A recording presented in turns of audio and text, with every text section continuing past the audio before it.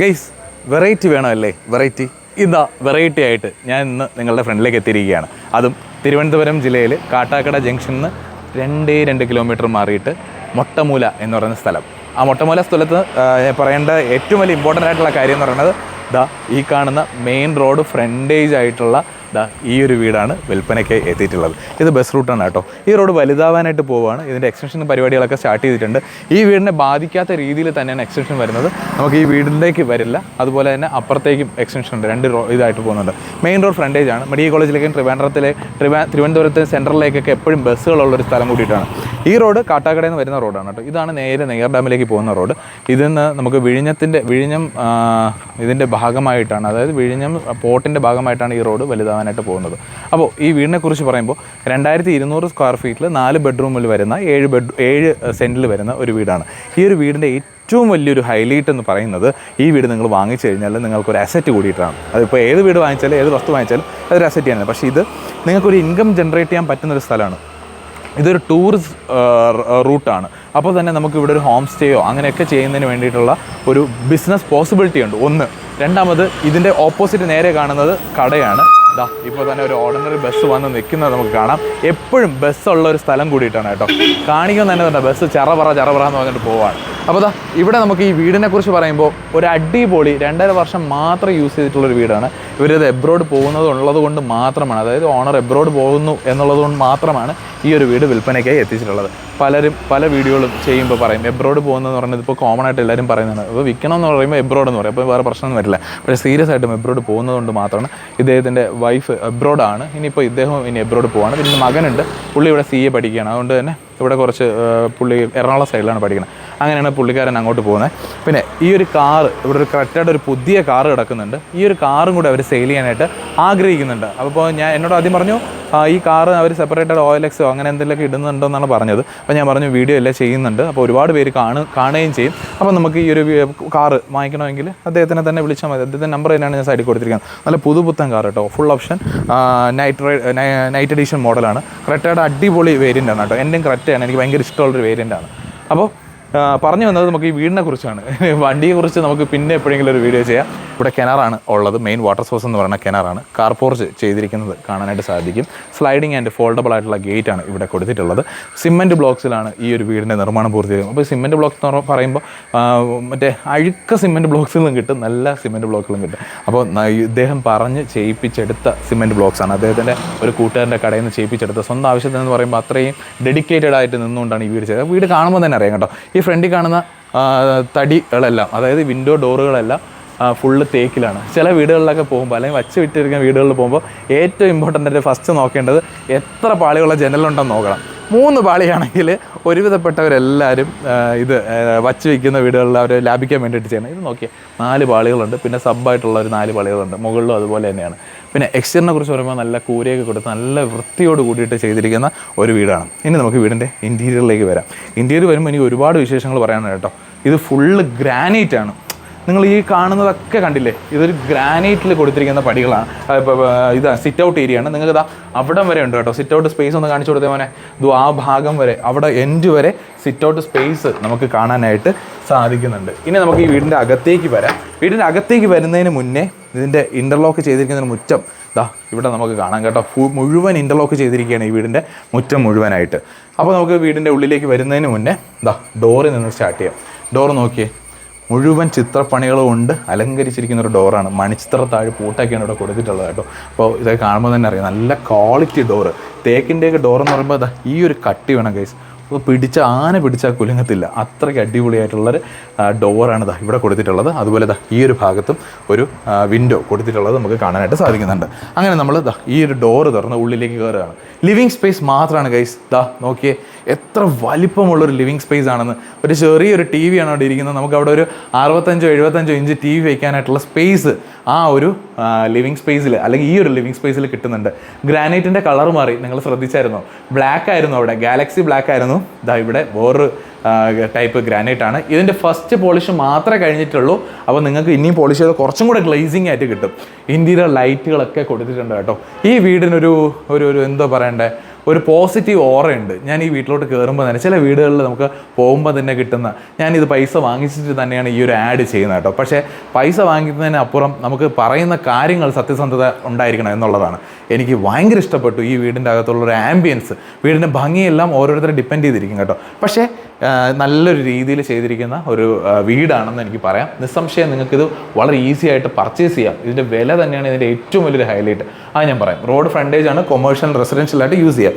ഇത് ഇവിടുത്തെ dining space ആണ് ഗൈസ്. നല്ല നീറ്റായിട്ട് കൊടുത്തിരിക്കുന്ന ഒരു ഡൈനിങ് സ്പേസ്, ഡൈനിങ് ഏരിയ ഉണ്ട്. ഈ ഒരു ഡൈനിങ് സ്പേസ് കൊണ്ട് ഇവിടെ തീർന്നിട്ടില്ല. ഇനിയൊരു ഡൈനിങ് സ്പേസ് ഇവിടെ ഉണ്ട്. Wash basin counter. വെള്ളമൊക്കെ നോക്കിയേ, നല്ല അടിപൊളി വെള്ളം, കണ്ണീര് പോലത്തെ വെള്ളമാണ്. നല്ല അടിപൊളിയായിട്ട് ഇവർ നല്ല വൃത്തിയായിട്ട് സൂക്ഷിച്ചിരിക്കുന്നു. ഇത് ഇവിടുത്തെ ഒരു വാഷ് ബേസിൻ കൗണ്ടർ. ഇവിടെ കബോർഡും കാര്യങ്ങളൊക്കെ കൊടുത്തിട്ടുണ്ട്. DLB വി ഗാർഡിൻ്റെയാണ് കൊടുത്തിട്ടുള്ളത് കാണാം. ഇവിടെ കുറച്ച് ക്രോക്കറി ഷെൽഫും കാര്യങ്ങളൊക്കെ ഈ ഒരു ഭാഗത്ത് കൊടുത്തിട്ടുള്ളത് കാണാനായിട്ട് സാധിക്കുന്നുണ്ട്. ഇനി നേരെ ഇങ്ങോട്ട് വന്നേ, ഇത് അടുത്തൊരു വഴിയാണ്. മുകളിലേക്ക് പോകുന്നതിന് വേണ്ടിയുള്ള സ്റ്റെയർ കേസാണ്. ഗ്രാനൈറ്റിലാണ് സ്റ്റെയർ കേസ് കൊടുത്തിരിക്കുന്നത്. ഇവിടെ വെയിറ്റ് നോക്കുന്നതിന് വേണ്ടിയുള്ള മെഷീനാണ് കേട്ടോ. അതിലാണ് ഞാൻ ചവിട്ടിട്ട് ശബ്ദം കേട്ടത്. ഓക്കെ, ഇൻവേർട്ടറൊക്കെ വയ്ക്കുന്നതിന് വേണ്ടിയുള്ള പോയിന്റ് സ്റ്റെയർ കേസിൻ്റെ താഴെ തന്നെ കൊടുത്തിട്ടുണ്ട്.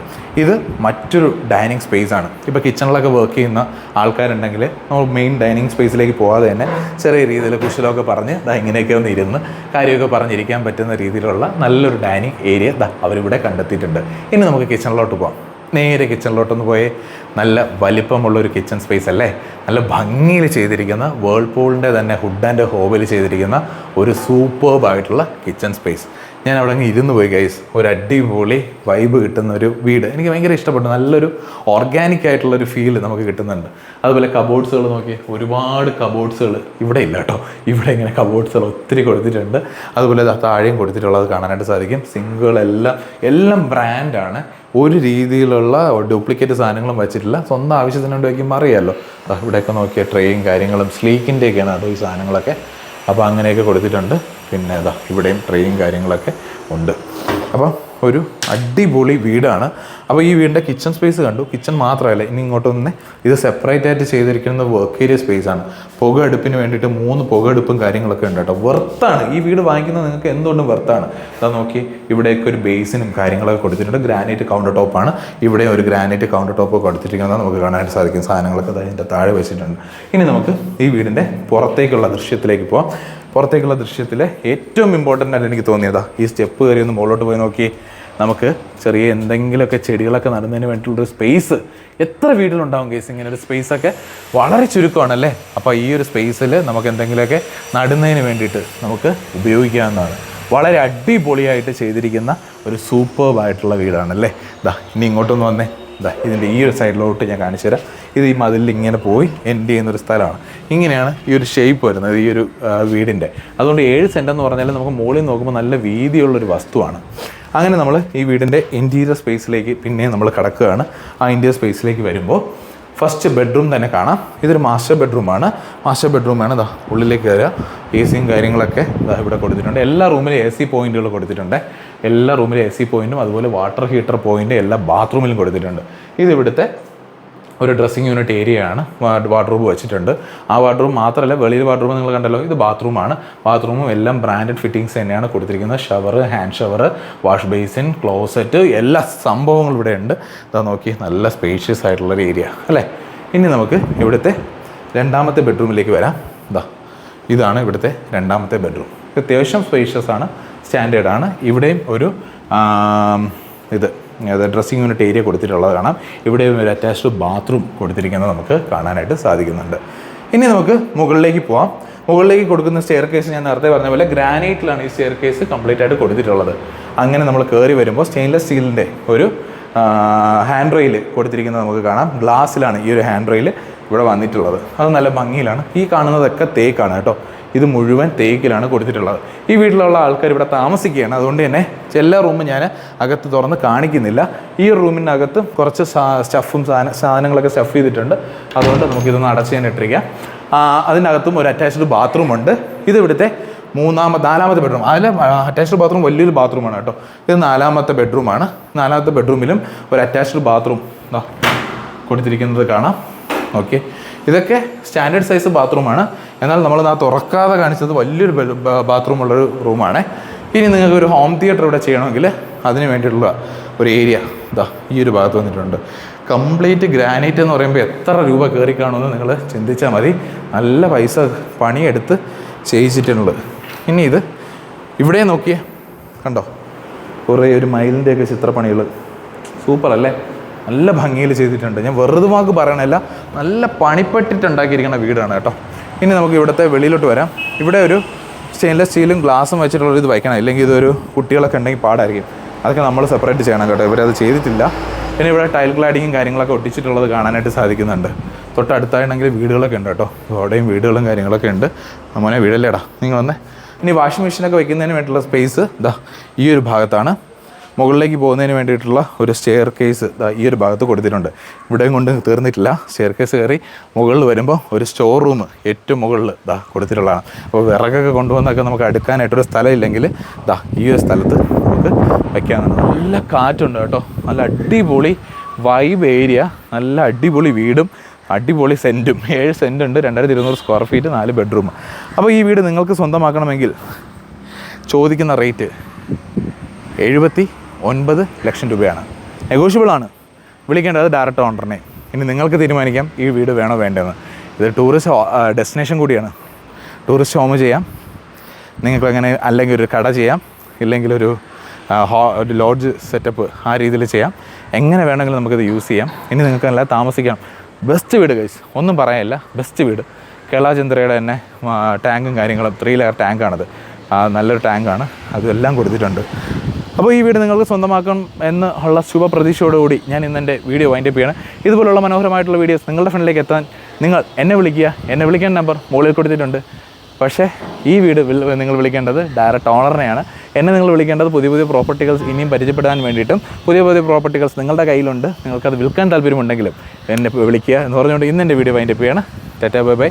ഓണറിൻ്റെ നമ്പർ ഈ സൈഡിലും എൻ്റെ നമ്പർ ഈ സൈഡിലും കൊടുത്തിട്ടുണ്ട്.